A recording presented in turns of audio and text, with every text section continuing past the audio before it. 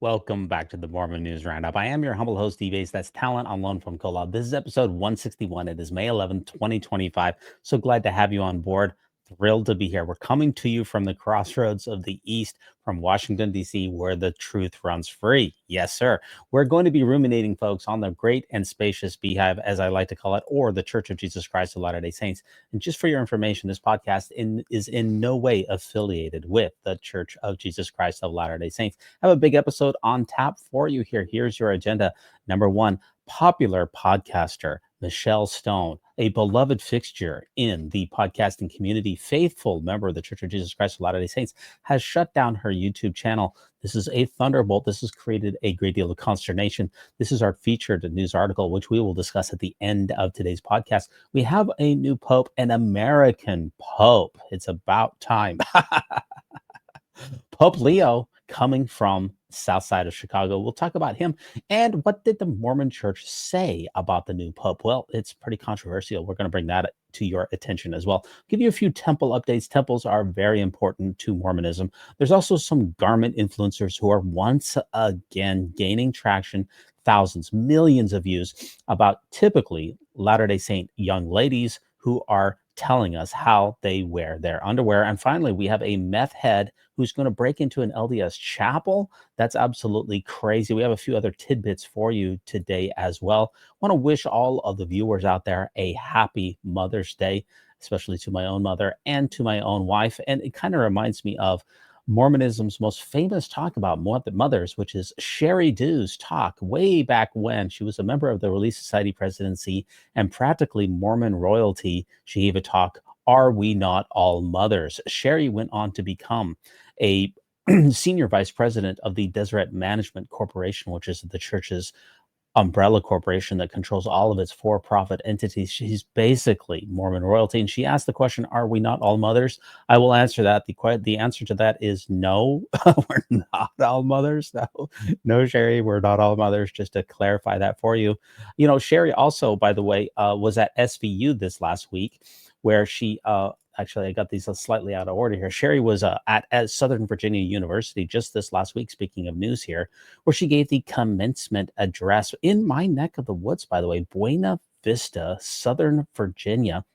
This is an unaffiliated university with the Church of Jesus Christ of Latter-day Saints. However, it is run according to Mormon values, and you must follow the honor code. It only has about 1,000 students and a few hundred faculty and staff members. She said you need to start intentionally looking for opportunities to stack days and stack wins. Sherry Dew tells SVU graduates, former member of the Relief Society General Presidency, receives an honorary doctorate from Southern Virginia University. Congratulations to Sherry. Where's my honorary doctorate from SVU? That's what that's what I want to know.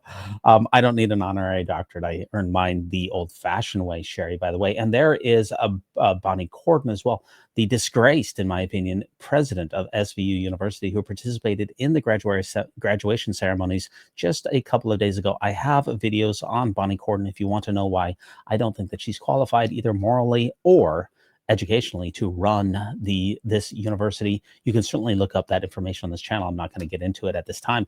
You know, we have a new pope. I watched Conclave actually a couple of weeks ago, just before Pope Francis passed away, after meeting with J.D. Vance, by the way. Wow.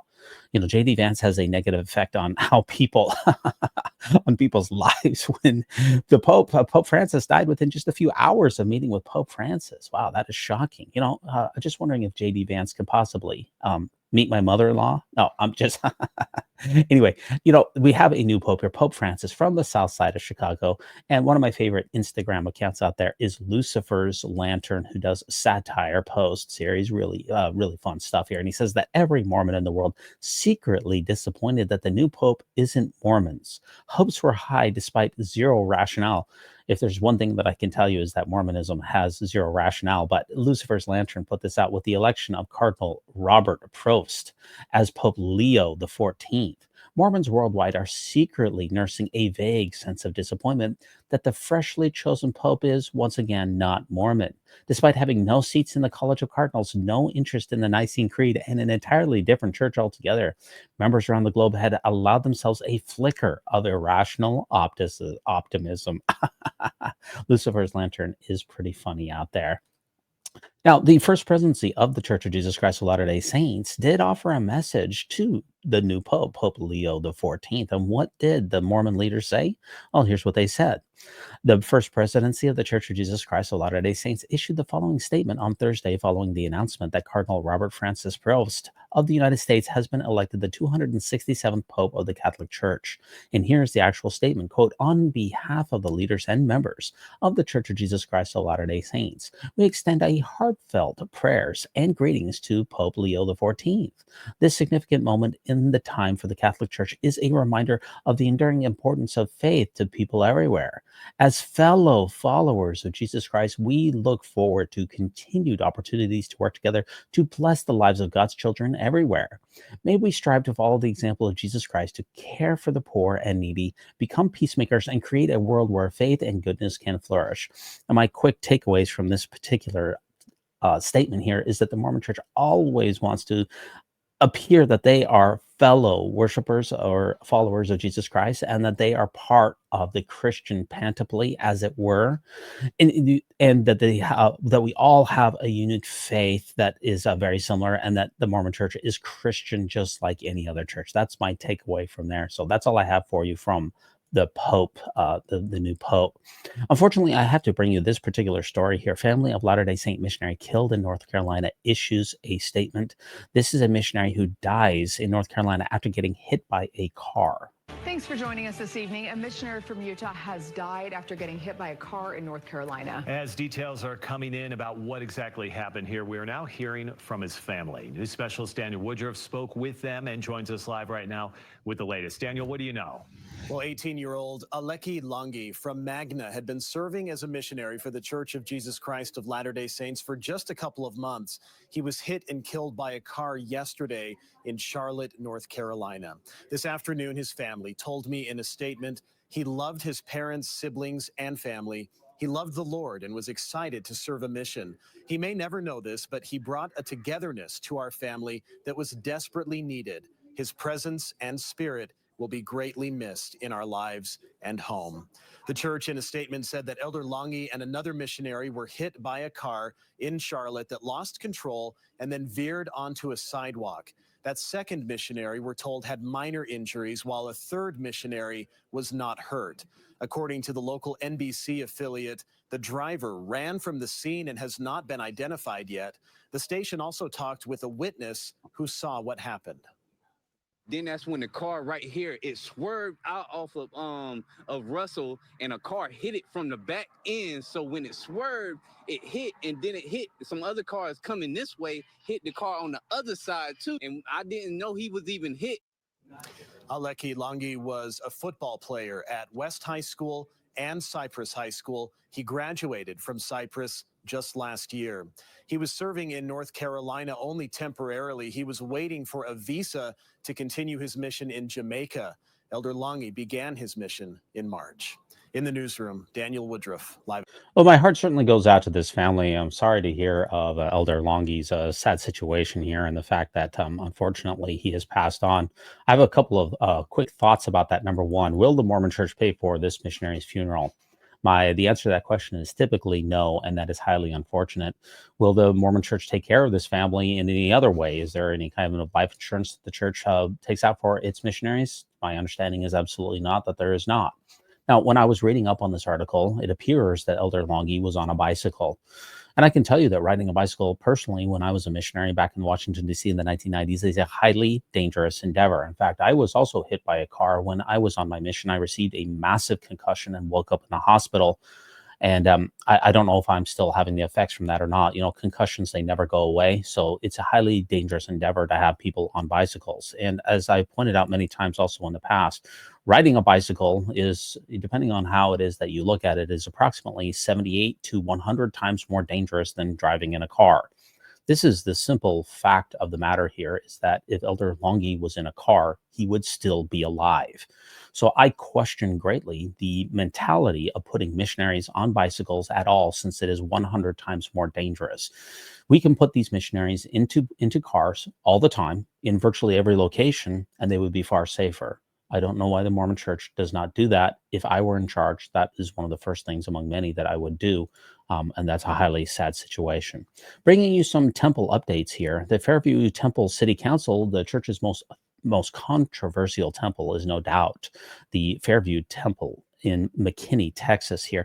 Fairview Temple City Council vote may have been invalid. So this is what I got from ex-Mormon Reddit, actually from Mormon Reddit, pardon me. There's a rule that if enough people, it sounds like 20% living within a certain range of where the temple is being built, wrote letters to complain about the construction, the vote would require a super majority, which was not met with the 5-2 vote, which had approved the temple initially. There was a Fairview meeting tonight where citizens raised the issue, and now an investigation will need to be made to see if the vote approving the temple was valid or not. This is certainly an interesting twist I did not expect. And this is from our friend over there, Ron Jorgensen.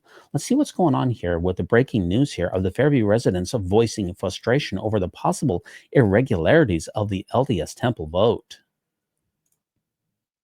April 28th, 2025, I delivered letters representing 5 homeowners within the 200-foot boundary of the proposed LDS temple.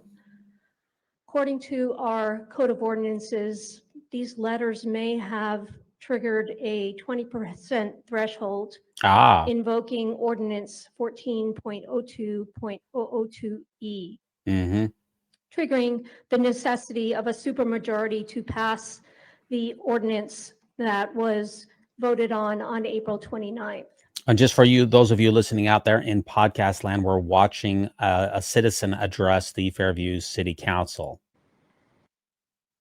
On April 30th, I sent an email to Mayor Lessner and Mr. McCoy, and I copied the town council members on it.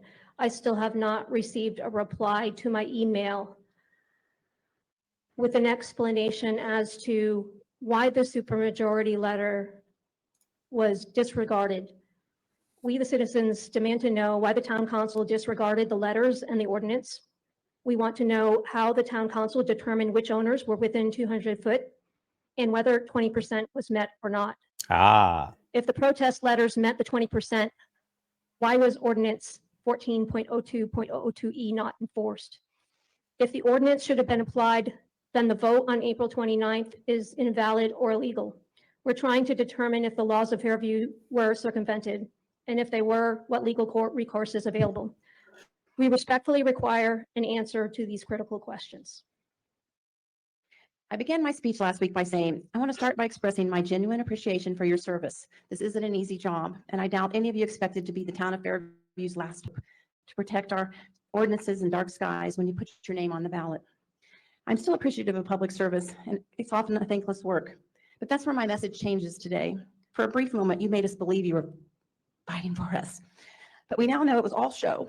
As the saying goes, all hat and no cattle. If I had the slightest indication that your vote would be based out of fear, I would have used my time differently, and I wouldn't have wasted one sentence, not even one single letter of the alphabet, on asking you to be brave. I would have focused all of my 3 minutes on informing the LDS Mormon members in the audience and online just how much of a lying, despicable, underhanded, manipulative, and just plain bully of an organization they are, and what they're doing to a small town because they could get their way. Wow, that is a takedown. If you really knew, as you said in the Desert News article, that the lawyers had a lawsuit ready to serve on our town if they didn't get their way, then you should have started the meeting with that before a single word was said. That would really have set the tone. You could have said, adjust your messages to address the fact that these bullies are sitting there prepared to sue this town into oblivion because bullies, they can't adjust their outrageous demands to fit in neighborly when a suitable and neighborly alternative exists in Yorba Linda. That would have been outrageous. Sorry, I keep interrupting. Accepted with just a few, almost zero issues. Go ahead and give your speeches on how you would trample on this town and then expect there to be any acceptance and inclusion in the future. Our tiny town gave the entire country hope that you can fight against the bullies and win. Now what message have we sent? The Mormons talk about compromises that they gave us. Oh my, we've compromised, so well, blah, blah, blah. But they don't get to compromise. They get to ask. And since it was noted from their own bully lawyers and designers that you get up there, it's a clean slate because we don't have any church zones. And you get up there and you get to grant their requests. Our speeches came from the heart. Their speeches came out of a playbook. There was a bingo card that was made up before the meeting with expected sayings from this and other temple fights. We had almost blackout, with many of them said more than once. One of my favorites was, "This temple is where heaven and earth can meet." Well, certainly feels like hell. Wow, these are takedowns. You have to bully your way into that space. So that's how I'll view that monster every single time I drive by it and say, "There's hell on earth." Wow, this is so sick. What kind of message would the Mormons youth have given, knowing that what they were asking for was such an unneighborly request?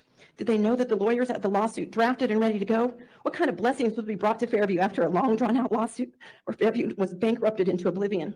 I had a dear friend of mine, that's a Mormon, tried to console me after the vote and asked if I would be her personal guest at the grand opening. I told her that I'd think about it. I told her that until the vote happened, I wanted that temple in our town. Now, not only do I not want it in our town, I don't want it to be called Fairview. So change the name back to McKinney, because it's now not ever will be part of our town. It's hell on earth. Y'all up there know that our argument was never about the monstrosity of a building that you wanted to jam into a residential neighborhood where it doesn't fit and doesn't belong. It was about setting a new precedent for the next religious organization to come into Fairview and do the same thing. Do you know that the Muslim community has made public commitment to be in every town in Collin County? Do you know there's likely bought property because they do it through LLCs and blind companies? Just today, I read about the following location in McKinney. In less than 10 years, we'll have taken over the leadership and boards here in McKinney. And they go on to say that they think that their building that's 45,000 square foot is currently zoned for 15,000 square foot buildings, but they're going to go in and change the zoning and get it back to a 45,000 square foot structure. So our concern was, yes, it was about today, but it's also about tomorrow. But you've opened the door for that, and we can't stop it. I've been speaking all over Collin County and commissioners' courts to ask for them to protect our citizens, but this one hit hard because it's my backyard, it's my home. You know, I'm going to run out of time. Let's go to the end. The Mormons might have got their way, but they made us dislike them for the rest of eternity. That building will forever be a reminder that they got their way. It will not bring blessings. It will be a reminder of our town that the bullies came and lied, manipulated, and threatened Fairview and won. They should be ashamed, but they won't, because that's how bullies are. I will not stop fighting for the Fairview we love. I hope in time you'll have the courage to join us.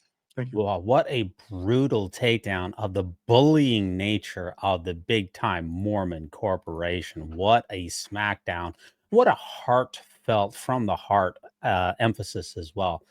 It's hard not to have solidarity with that particular sentiment. Whenever there's a Goliath situation and a David and Goliath, people typically go for David. And let's just be clear here. The city of Fairview is David, and the massive $300 billion mega corporation is Goliath, and that is the Church of Jesus Christ of Latter-day Saints. Changing gears, folks. Stark naked man, high on meth, breaks into Mormon church. Wow.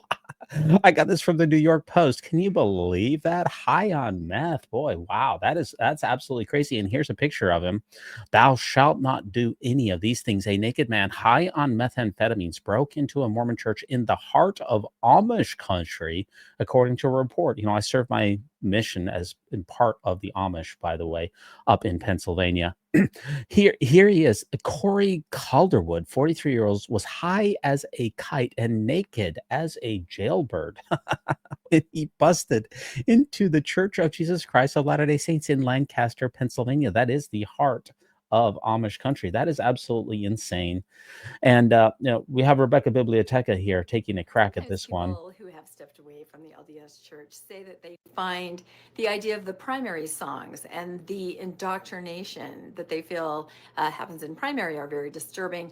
Other people say the hymns are very triggering, that even the hymns are the last thing that you can't get out of your head if you're trying not to think about all of the rest of it. Well, somebody took this to the extreme, really unfortunate. In Provo, in a meeting house, there was... Oh, sorry, this is a different article, but yeah, so there's been a couple of break-ins, both in Lancaster, Pennsylvania with the meth head and also in Provo, Utah.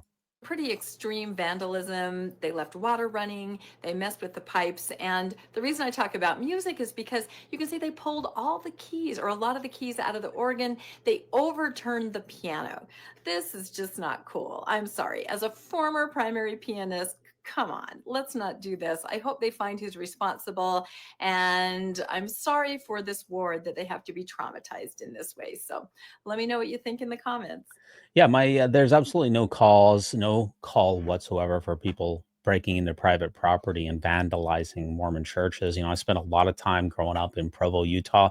That looks a lot like where I grew up, which was the Well, in that Provo bench area, and there's absolutely no call for that. I've discussed this many times in the past on this podcast that the church has very minimal security on its particular meeting houses and chapels. You can look up shorts on this channel as to more of my thoughts about the lack of security that the church has. It doesn't really have good security systems. It doesn't employ decibel monitoring devices. It doesn't have ring cameras. It doesn't have the necessary security to keep its chapel safe. And unfortunately, these meth heads and other vandals and criminals are taking advantage of that, and that is highly unfortunate. The church has now also launched a new mobile temple recommend here. This is an update from its previous temple recommends. This was perhaps a response to new name Noah's shenanigans when he broke into temples and had temple recommends. I don't know that for a certainty here, but if we take a look at this is an update here. I learned that the church does indeed have on its website for mobile recommends and the steps that are needed to activate it, which are shown in this post. But it appears that they have not rolled it out for everyone. Yes, my understanding is that they have piloted this in a couple of different locations, but it hasn't been rolled out completely. But this is what this poster said. I'm not sure why it was put on the church website without it actually being out yet for everyone, but here we are. Here's the link that I'm pulling from the church's website. So let's check out those steps to get your mobile temple recommend from Mormon Incorporated. Step number 1 here, if it'll pull up here, is you set up your mobile temple recommend. Interview here. Request a mobile recommend from your bishop or branch president. Step number 2, then you need to open the member tools app, which is required, and navigate to home and then tap on temple recommend. These are the steps of the process here. Step 3, I agree to activate your recommend. And step 4, scan the QR code at the recommend desk when you visit the temple. Wow, this is pretty high tech here. Things to know.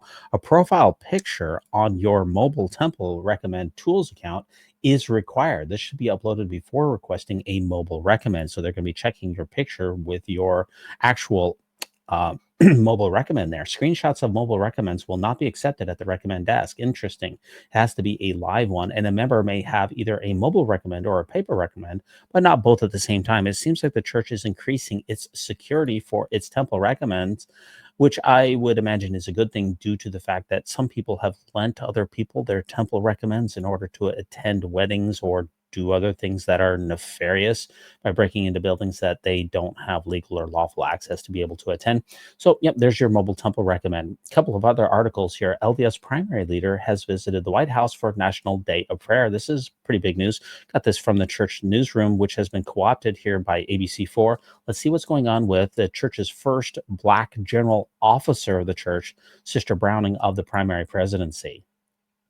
Oh, I think I have an ad that goes with this. Yes, unfortunately, I do. Sister Tracy Y. Browning of the Primary General Presidency for the Church of Jesus Christ of Latter-day Saints visited the White House for the National Day of Prayer.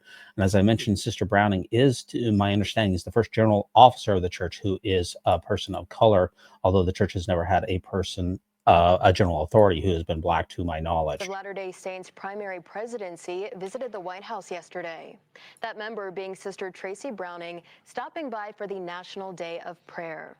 The special day was established by President Truman back in 1952 and has been held every year since, with this year's day of observance falling on May 1st. Sister Browning is one of the many church leaders that have visited the White House for the National Day of Prayer over the past few decades.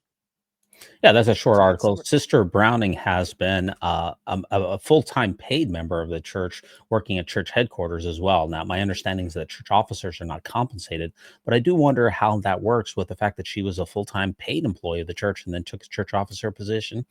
I am imagining that they kept her salary on, though I do not know that for certainty.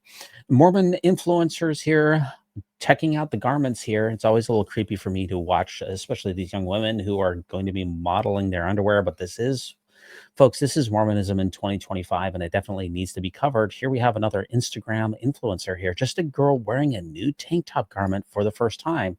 Let's see. Oh, I don't have, sorry, I didn't include the link there, but what you would see here in the video, if we were to be able to watch it, is her modeling the new garments. She's wearing garments. They are tank top friendly. This is still very, very big news. You can see the giant smile on typically these young women's faces as they are able to wear more fashionable outfits. I'm grateful that the church has updated its garments, and I'm glad that she is feeling better about what she can wear.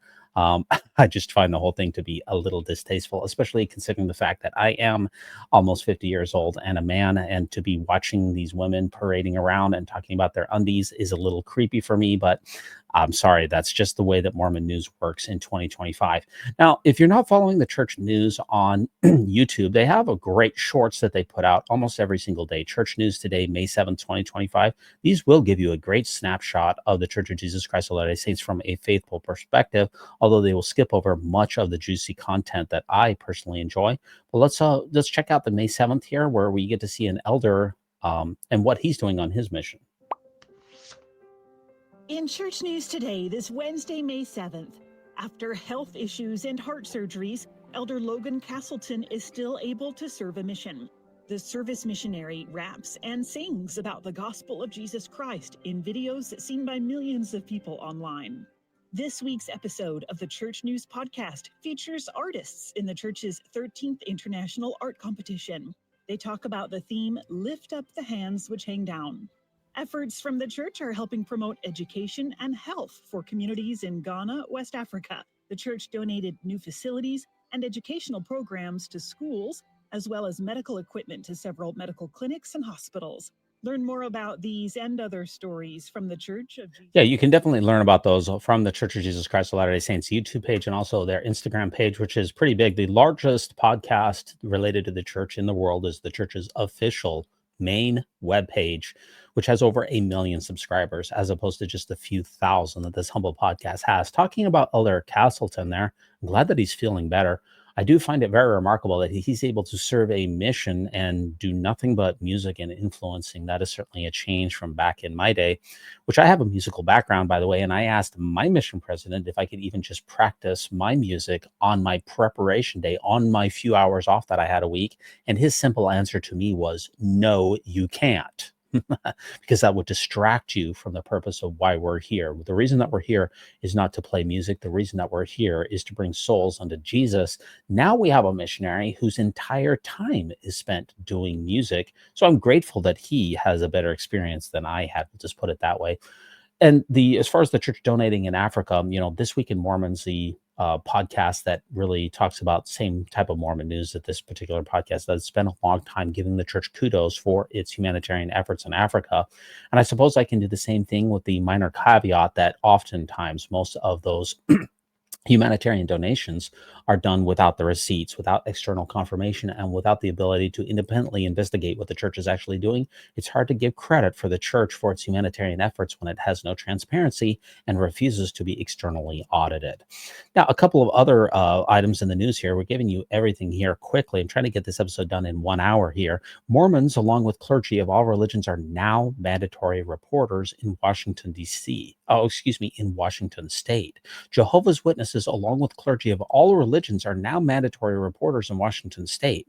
So, when there's an issue of child abuse that often comes to Latter-day Saint clergy or stake presidents or bishops or others, what the church typically tells its bishops and stake presidents to do is, instead of calling law enforcement, they're supposed to call a hotline at church headquarters. And oftentimes what we've come to find out is that hotline, that the Mormon church does not tell its clergy to mandatorily report that child abuse to law enforcement. Instead, it's oftentimes kept under wraps. Well, we've seen a number of jurisdictions such as Pennsylvania and now Washington, D.C., Washington State. I keep saying D.C. because that's where I live, who have passed laws that say that if a clergy member is made aware of any potential abuse or any ongoing abuse, that now they have to be mandatory reporters, and the church will follow, hopefully, the law here in Washington, D.C., in Washington State, by being mandatory reporters for child abuse. I see this as a win here. We're going to hear from Governor Bob Ferguson talking about that. This is going to affect Mormons, Jehovah's Witnesses, and everyone. Let's see what's going on.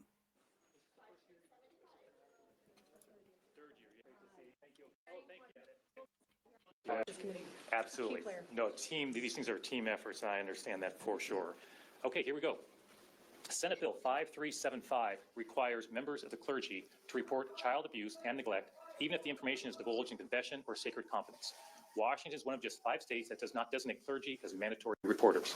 Under current law, a variety of other professions that frequently interact with children, including police officers, nurses, and school personnel, are required to report incidents of suspected abuse. This bill protects Washingtonians from abuse and harm.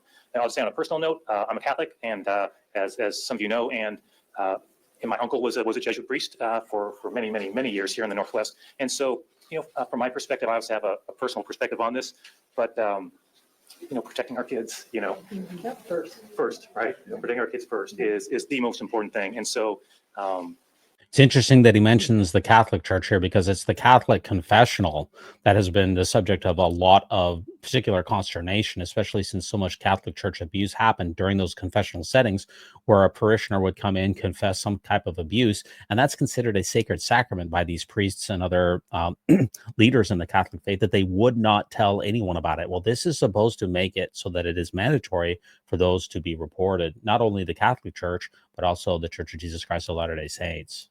For me, I'm aware of my upbringing as Catholic and having an uncle who's a Jesuit.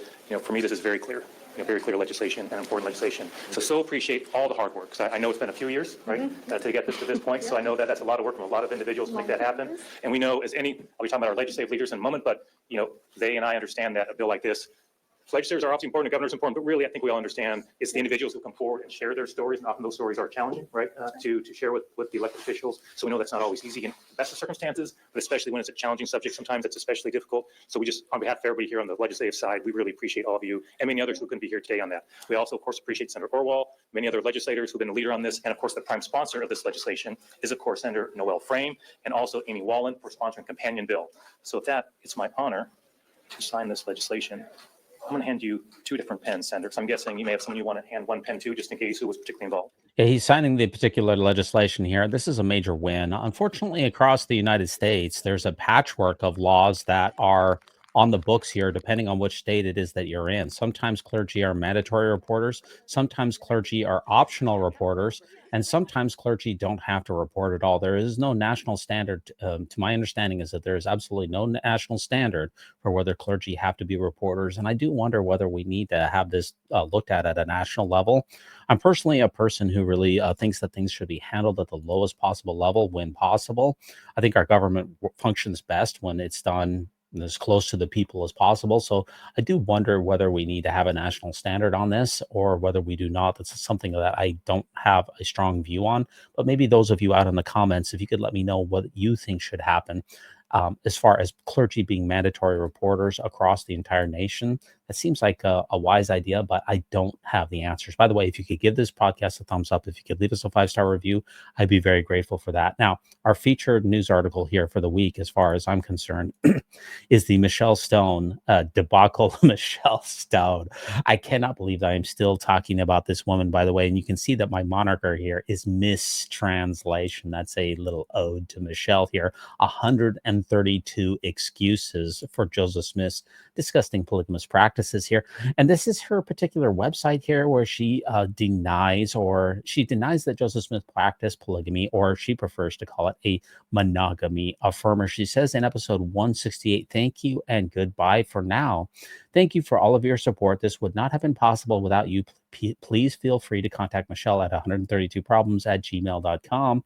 And she has hung up the podcasting microphone. She is no longer going to be creating content. She's been one of the most controversial figures out there. A deep dive into the murky waters of Mormon polygamy. You can see in her other episodes here, which are typically very long and extremely robust here, where she goes through with her fellow polygamy deniers, people like Mr. Hoop there. I believe that's Mr. Hoop on the right there, who talk about the sources of Joseph Smith's supposed polygamy, and she spends a great deal of time trying to debunk these sources. She is hanging up the microphone here. There's been a number of reactions that have been associated with this. Desnat is thrilled here. She says this has been, the Desnat is actually not on Michelle's side here. This is what they posted about it.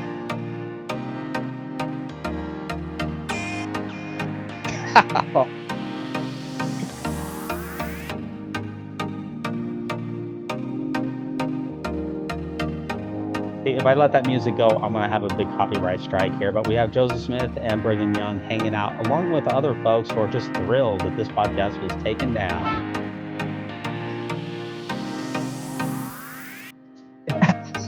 What? Okay. That is some cheap stuff there. I can do a deep fake a lot better than that, by the way, because I am the king of LDS content. But yeah, Victory Desnat is on the side of not on Michelle Stone's side. They're glad that they took her down. Anytime that you're on the other side of Desnat, that's very interesting here. This is what another X account here said. I'm extremely pleased to report that Michelle Stone is ending her apostate 132 problems polygamy denial conspiracy podcast, is taking down her channel and will no longer speak publicly on the issue. My guess is that her stake president finally intervened. I do feel that that is probably a very safe bet, by the way, that her stake president did intervene, by the way. And again, this is what we get from Michelle here. The problem here is that she claims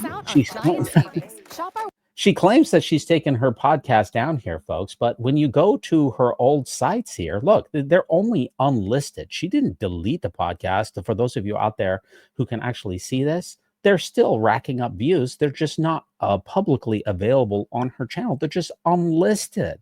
So much for taking things down. If you were going to take it down, you wouldn't make it unlisted. You would either make it private. See, when you make a video on YouTube and you make it private, then no one can watch it except for the content creator. Instead, she's only unlisted her videos, which means that you can still watch them just like you did before. So much for taking things down. I am puzzled by just merely unlisting things rather than deleting it or taking things down altogether. Mormon Stories podcast weighed in. The Mormon Church is forcing Michelle Brady Stone to take down her YouTube channel. What do they have to hide? That's good clickbait there from Mormon Stories, by the way. Do you think censorship is good for the church? These are brilliant questions, by the way. Mormon Stories, they know what they're doing over there, don't they? Is it ethical? Oh, that is hilarious. Are you sad or happy to see Michelle's channel taken down? I can tell you for a fact from my perspective that I'm glad that her channel was taken down and spreading vile misinformation. Please share your thoughts and feelings in the comments. You have our respect and support, Michelle. I don't know why people like Mormon Stories are saying that they respect Michelle Stone. I don't respect Michelle Stone at all. She makes excuses for sexual abusers. She makes excuses for child abuse, and she minimizes the horrors of polygamy that Joseph Smith inflicted upon his wife and many others. I don't know how you have support for for somebody who condones child abuse or somebody who pretends that it doesn't happen. I have no solidarity whatsoever with Michelle. And this is what I noticed from a lot of the content creators out there who also seem to have some kind of a solidarity. They seem to think that, well, if someone is fighting the Mormon Church, then they're my friend. You know, what's the old saying? The enemy of my enemy is my friend. Well, they seem to think, well, if Michelle Stone is fighting the Mormon Church, then she's on our side. Well, I'm not on Michelle's side at all. Michelle is on the wrong side of history and is another just simply deluded theist who's making excuses for child predation and sexual manipulation and sexual abuse. I don't have any solidarity. I'm not on her side. I don't respect that at all. Okay, so just big difference between me and Mormon Stories. Many other reactions here because this is probably the biggest news story of the week here. Chill Guy in the Room says, Michelle has destroyed the testimonies of hundreds of people. Like there's some kind of a value in an emotional testimony. Whoever pins their hopes on a supposed testimony, let me tell you that your testimony is not worth anything at all. It's just merely typically presuppositions and feelings. Believe me, feelings are not a reliable pathway to truth. But anyway, she lies for profit. She gets in trouble, and instead of apologizing or owning up, she just goes radio silence. Is this repentance? Very interesting questions here. As I mentioned before, if you go to her site now, all of her videos are gone. But as I mentioned earlier, they're not gone. They're just merely unlisted. If you go to her main website, you can literally watch every single one of her videos still today. Interesting here. This is what Michelle Stone, after she took her channel down, some people started reposting her videos on other channels. And she's saying Michelle Stone is asking that people no longer post her videos and to please take them down. Why in the world is she doing that when her videos are still literally up? I just checked this a few minutes ago. Her videos are still available for anyone to watch. You just merely go to Michelle's main webpage. She has all of her videos that are still being housed on YouTube, and they're just merely unlisted. Well, anyway, this is what Michelle posted a couple of days ago. I'm posting this to ask people to stop posting my videos on their channels, please. I know there are many people who don't understand my decision. Yeah, that's true. I know that there are many people who feel upset and betrayed, and perhaps a bit self-righteous in their judgment of me. That makes me sad. Few people know what this is costing me and the grief I have been experiencing, and fewer understand my reasons. But those who I have talked to do understand and see that I am trustworthy. I wish people who have supported me to any degree in the past would just trust me that I'm still following the Lord and trusting in the path. Interesting here. I find this to be yet another incongruous statement from Michelle among thousands that she doesn't want people posting her content, and yet she hasn't deleted her videos. How do I view that as anything other than hypocrisy? I guess you could view it as incompetence. Maybe Michelle doesn't know that you can still watch unlisted videos. I don't know. Michelle is a major head scratcher for me. I don't understand her.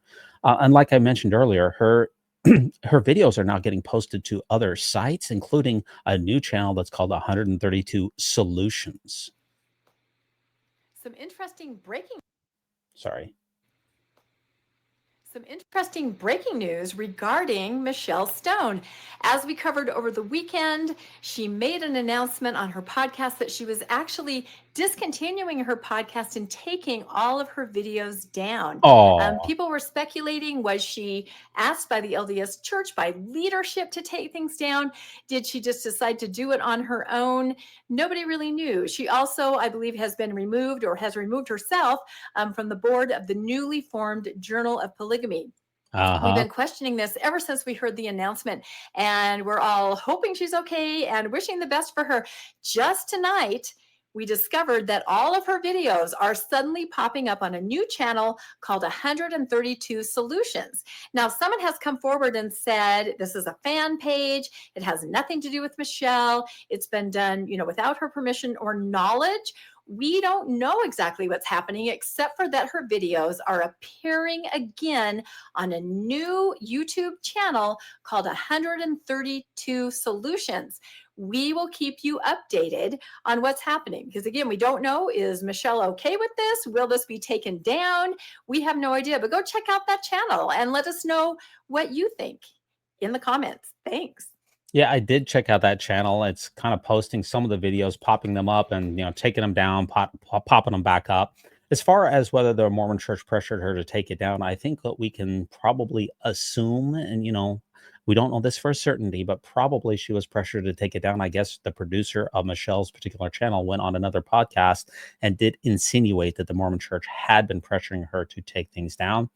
So I think we can say that for certainty. But as far as Michelle, if you're listening to this, it's real simple to get people to stop using your content. You just file copyright strikes against any new channels. You don't need to ask people to stop posting your content. You take your content down by filing copyright strikes against them, and that will bring them to their knees in short order. That 132 Solutions channel could be shut down literally in one day for posting all of your content. So if that's what you're serious about doing, why is it that you're not doing it? And I don't understand Michelle's entire concept. I don't understand why her videos are still unlisted. I don't understand why she's not copyright striking. If she's serious about taking her content off of the interwebs, she can do so, and yet she hasn't done it. It's just another aspect of Michelle that I simply do not understand here. A couple of other takes here from Rebecca as well here. So some breaking news that is very surprising and to me extremely disturbing, because we're talking about Michelle Stone of 132 Problems. It's a podcast that I guess you would call it a polygamy denier podcast, where they talk about how Joseph Smith did not practice polygamy. They have hundreds of videos, so much research, and she just made an announcement that she is ending the podcast. She said it was pressures made it sound maybe like a personal decision. I think a lot of us are thinking, I think there were pressures maybe from above, perhaps the LDS Church asked her to take it down. I don't know. This is new. She's not saying, everyone in the comments is kind of going crazy and saying, it's got to be the church asking you. If it wasn't, you would say. Hopefully she'll put out more information. But, Michelle's a lovely person, and I feel really sorry that she's going through this turmoil. I'll link the clip in the show notes.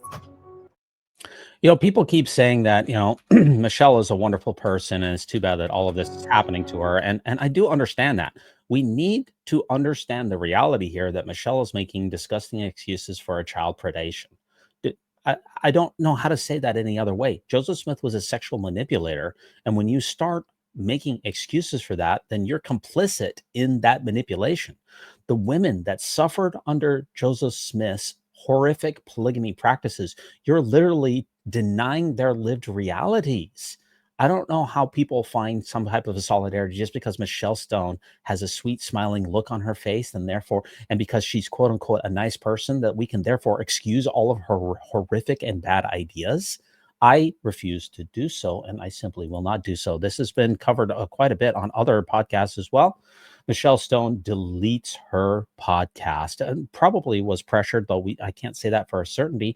Why won't Michelle Stone tell us exactly the reasons why she took down her podcast? Why make insinuations? Why send out your surrogates? Why not just tell the truth? You claim to be a truth teller, and yet you won't be transparent. I find that to be hypocritical. Nemo the Mormon takes a crack at it too. This is probably our biggest news story of the week. Let's see what Nemo has to say about Michelle Stone. Oops. Irony of what the Mormon Church is apparently doing to Michelle Stone. According to the buzz of the Mormon internet space, Michelle Stone, someone who denies Joseph Smith ever practiced polygamy, has been told to take her YouTube channel down or face excommunication. Now, as someone who has been excommunicated, I don't blame anyone for trying to avoid that fate. But we need to appreciate just how deeply ironic it is that a church which spent probably the best part of 150 years denying that Joseph Smith practiced polygamy is now threatening to excommunicate someone exactly. who holds that same position. Right. And we should also have a look at exactly how Michelle is a microcosm of the lose-lose situation the church is in with people like her. If Michelle is right, then Brigham Young did things that would certainly constitute unrighteous dominion, which in Mormon terms would see the loss of his priesthood authority, and therefore the direct chain of priesthood authority back to Joseph Smith that current leaders claim would be broken. If the church directly challenges Michelle and upholds the position that Joseph was a polygamist, then they have to deal with the fact that, from what I understand, people like Michelle find the practice of polygamy by Joseph Smith, as it is portrayed by the church's narrative, to be abhorrent. So Joseph did abhorrent things, or Brigham did abhorrent things. Either way, the church loses. And maybe if the church had been honest about polygamy from the start, they wouldn't be in this mess. Let me know what you think in the comments. Excellent take there by Nemo. As somebody who's, as Nemo has personally faced that excommunication, he knows that that's a difficult time. And there's no doubt that Michelle's probably going through a lot right now. She's the one who put herself in that by denying the reality of the situation. You can't get around this. Either Joseph Smith was a disgusting polygamist or Brigham Young was. Either way, Mormon Jesus is fine with these disgusting practices, which I find to be very abhorrent. I did release this video here this week. If you want to know even more thoughts about Michelle Stone, some people took issue with my thumbnail here on this video, but I am an instigator. And of course, this is just a clickbait particular thumbnail title here. But if you want to go back and hear more of my thoughts, particularly reacting to Michelle Stone's what I called a laughable defense of Joseph Smith's monogamy, you can certainly hear that. In this particular video that I debunked on hers, this is when she was at I believe, a Snufferite conference where she talked about how Joseph Smith was a monogamist. And I definitely took a great issue with that. It's Michelle Stone's lies. They are false and they are damaging. And I have a few comments that I want to share in particular from that particular video, since I did release it this last week. By the way, this particular video, I actually recorded twice, and the first time it didn't capture the audio.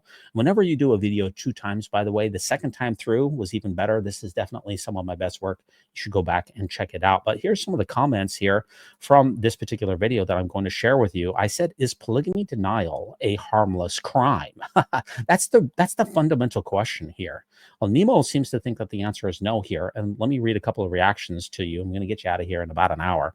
The whole point of polygamy denial is to provide a faithful alternative reality for people with doubts. It provides a reason to stay in the Mormon church. It gives hope, I might say a false hope, that the church is actually good.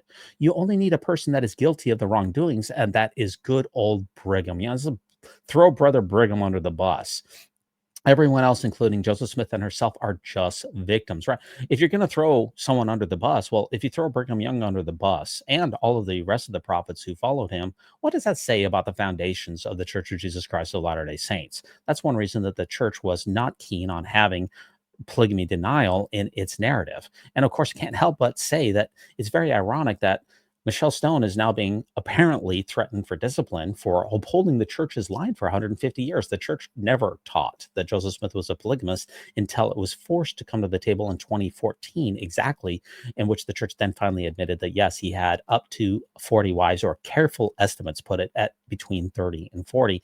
Now she's being threatened for excommunication for upholding the church's line that it had for 150 years. It's not, in Mormonism, it's not about the truth. It's about just parroting back what the Mormon church wants you to say. It's all about the thought control. You're not free to do what you want. You're not free to say what you want. You're not free at all in the church. Here's a couple of other comments here. I tell you what I wish would be undone. The generational trauma from polygamy. I wonder how long before Ms. Stone enters a faith crisis. That's a good point, Harold, by the way. You can't undo the generational trauma from polygamy by pretending that it didn't happen. That tramples on the lived realities of so many women's lives. Another crazy self-righteous zealot comes off as an unbalanced cultist. And this is from that particular video where Michelle Stone literally said that Joseph Smith and Emma have felt our sorrows. Everything that we've experienced, that they've experienced, and they know exactly what we're like. Hey, when you start telling me that Joseph Smith and Emma have felt my sorrows, it's time to call a shrink. Okay, that's ridiculous. Okay, and this is one of my other favorite followers out there. I'm just giving a shout out to some of my subscribers. Thanks for being here, all of you. I don't understand why the church is so scared of the truth. And this is from an Anglican, by the way. All our churches have things in the past that aren't good. As an Anglican at one time, I would not be allowed to worship with Caucasian Anglicans if they were done in the days of segregation. That's just a good point.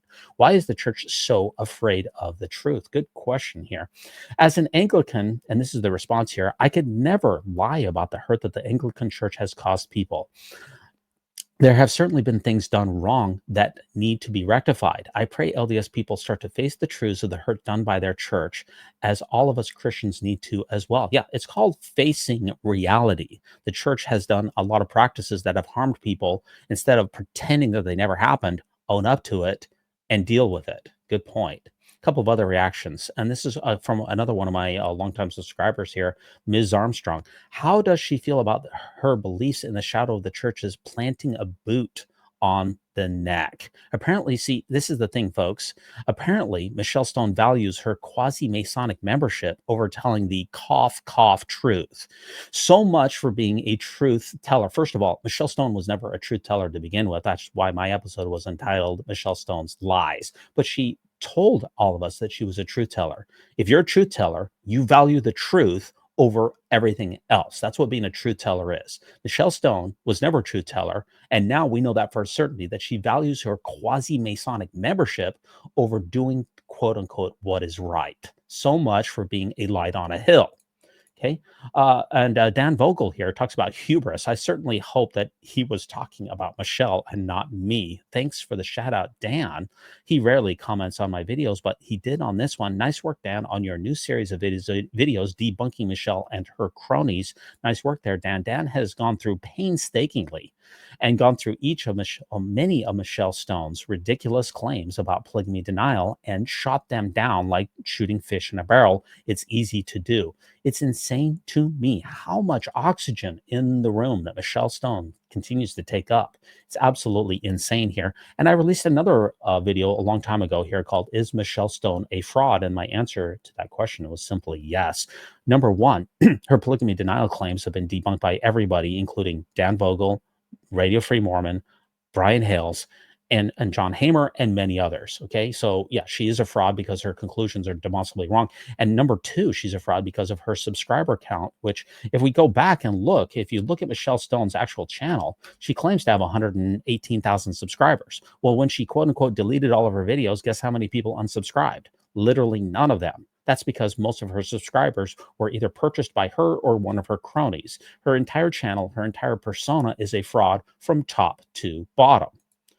And even This Week in Mormons took a crack at Michelle Stone here. I didn't get quite the I'm sorry, I didn't get the thumbnail that I wanted here, but this was the title from This Week in Mormons, which is another Mormon-themed podcast. And they said, "We love you, Michelle Stone." That's the title of their podcast. Michelle Stone is universally beloved, especially by Mormons, now that she has prioritized what? The church over her podcast. Whenever you prioritize the church over your own life, then you're going to be celebrated. In other words, she's towing the party line, and Kurt Franklin and others over there are just so grateful that she will just do what she's told. Michelle is going to keep sweet, pray, and obey, and keep her quasi-Masonic membership over, quote unquote, telling the cough truth. Folks, it's another episode. We're wrapping it up here on the Mormon News Roundup. I want to thank my Patreon subscribers. Very grateful for your donations over there. I want to thank Scab, Bob, RMW, David Berg, Blaine, Brent, Michael, and especially Sophronia. Thanks so much. And to the YouTube memberships out there, Emrak, Starla, Jeffrey, Garrick, and Lee. Thank you so much, folks, for being a part of this podcast. I really appreciate your time and attention. Have a lot of great things coming down the pike here. Always think celestial, and remember, no unhallowed hand can stop the Mormon News Roundup from progressing. When it comes to nicknames of the church, such as LDS Church, the Mormon Church, to remove the Lord's name from the Lord's church is a major victory for Satan.